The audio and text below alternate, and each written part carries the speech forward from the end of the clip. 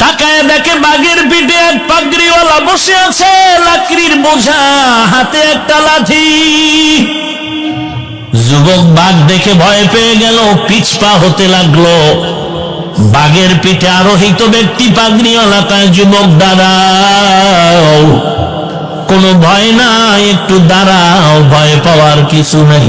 যুবক চিন্তায় পড়ে গেল, এমন কোন গুনাহ নাই, করি না, এমনকি কত মায়ের সামনে তার সন্তানের হত্যা করেছে। মায় আমার পাও ধরে কাঁদছে আর বলছে, ও বাবা, তুইও তো আমার সন্তানের মতো, আমার সন্তানটারে মারিস না। কার কান্না কে শুনে মায়ের সামনে কত সন্তানরা আমি টুকরো টুকরো করে জবাই করে ফেললাম। কিন্তু যাদের নিয়ে আমি বাহাদুরি করেছি, ডানে নাই বামে নাই, কেমন যেন এতিম এতিম একা একা হয়ে যাচ্ছে। এলাকার মানুষ বরদোয়া করে, এই বরদোয়া নিয়ে মরলে তো আমি একা বাঁচবো না, আমার সন্তানের উপরে অপবাদ দিবে মানুষ।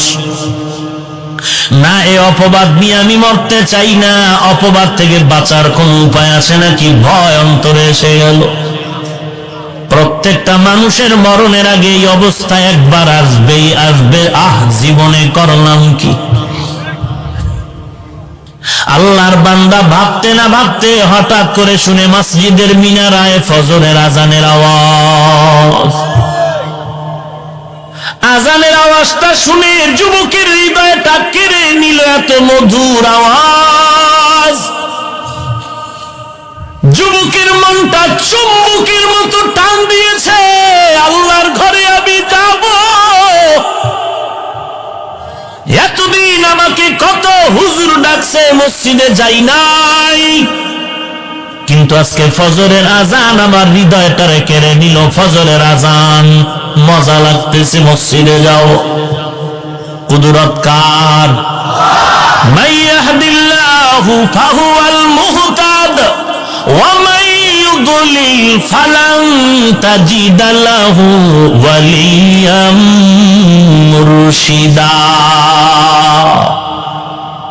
আল্লাহ যাকে হেদায়েত দিবেন হেদায়েত পেয়ে যাবে, যার কপাল খারাপ সে হেদায়েত পাবে দূরের কথা, হেদায়েত পাওয়ার মতো কোনো মুরব্বিও খুঁজে পাবে না।